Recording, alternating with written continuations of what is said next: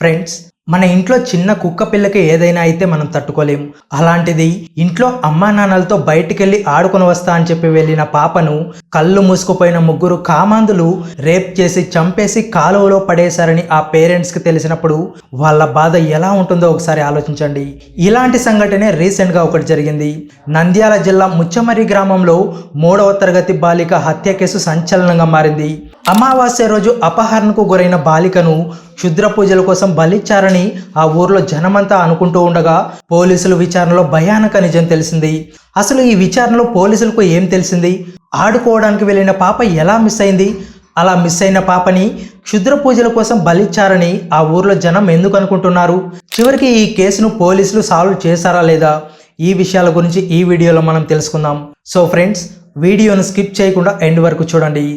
నార్మల్గా స్కూల్కి వెళ్ళే పిల్లలందరూ ఆదివారం సెలవు వస్తే చాలు ఇంటి నుండి బయటకు వెళ్ళి ఆడుకుంటూ ఉంటారు.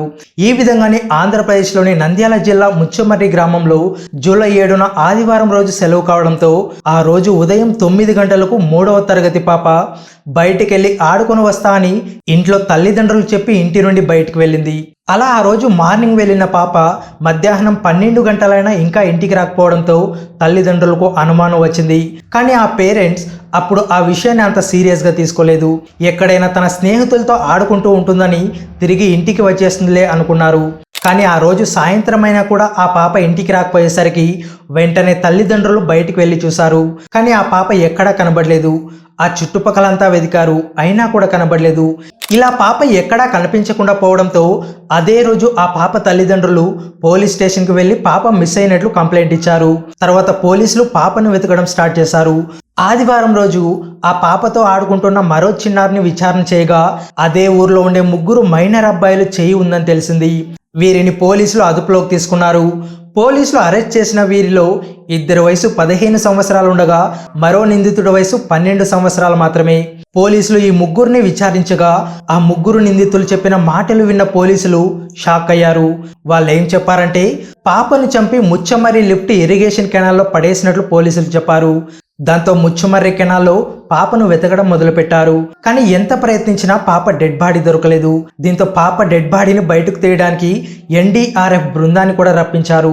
కానీ ఎన్డీఆర్ఎఫ్ రంగంలోకి దిగినా కూడా ఎలాంటి సమాచారం దొరకలేదు. దాంతో పోలీసులు మైనర్లను ఇంకోసారి విచారణ చేయగా పోలీసులను తప్పుదారి పట్టించడం మొదలుపెట్టారు. ముందుగా ముచ్చమర్రి కెనాల్లో డెడ్ బాడీ ఉందని చెప్పిన వీరు ఆ తర్వాత కొత్త ముచ్చమర్రి శ్మశానంలో పూడ్చిపెట్టామని చెప్పారు.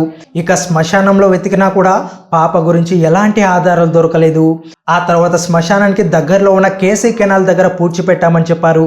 కానీ ఈసారి కూడా పాప గురించి ఎలాంటి సమాచారం దొరకలేదు.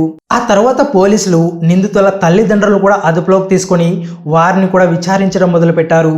ఈ తల్లిదండ్రులంతా కలిసి ముందుగానే పాపను క్షుద్ర పూజల కోసం బలి తీసుకున్నట్టు నమ్మించడానికి ముచ్చమర్రి కెనాల్ దగ్గర క్షుద్ర పూజ ఆనవాళ్ళు ఉన్నట్టు సృష్టించారు. ఇక జూలై 12న పోలీసులు స్నైపర్ డాగ్స్ను కూడా తీసుకుని వచ్చారు. పాప ఆచూకీ కోసం ప్రయత్నించగా స్నైపర్ డాగ్స్ వాసన చూస్తూ ముచ్చమర్రి లిఫ్ట్ ఇరిగేషన్ కాలువ వైపు పోలీసులు తీసుకుని వెళ్ళాయి.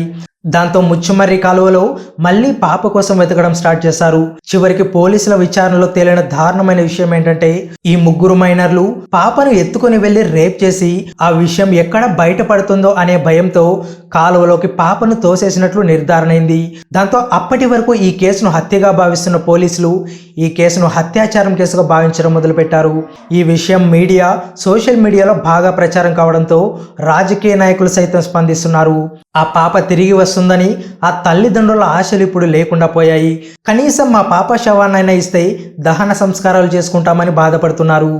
బాలిక మృతదేహం కోసం గాలింపు కొనసాగిస్తున్నామని ముచ్చమర్రి సబ్ ఇన్స్పెక్టర్ అని జయశేఖర్ తెలిపారు. బాలిక మృతదేహం కోసం డ్రోన్లను, టెక్నాలజీని వినియోగిస్తున్నారు. కానీ ఈ కేసు ఇంకా ముందుకు వెళ్లాలంటే మాత్రం ఆ పాప డెడ్ బాడీని కనిపెట్టి పోస్ట్ మార్టం చేయాల్సిందే. లేదంటే నిందితులను కోర్టులో నిరూపించడం కష్టమవుతుంది. ఫ్రెండ్స్, ఇటువంటి సంఘటనలు ఈ మధ్య చాలా ఎక్కువ అవుతున్నాయి. మొన్న రీసెంట్గా కోల్కతాలో కూడా ఒక డాక్టర్పై అత్యాచారం జరిగింది. చాలా దారుణంగా రేప్ చేసి చంపేశారు. ఆ వీడియో మన ఛానల్లో ఉంటుంది, చూడని వారు వెళ్ళి చూడండి.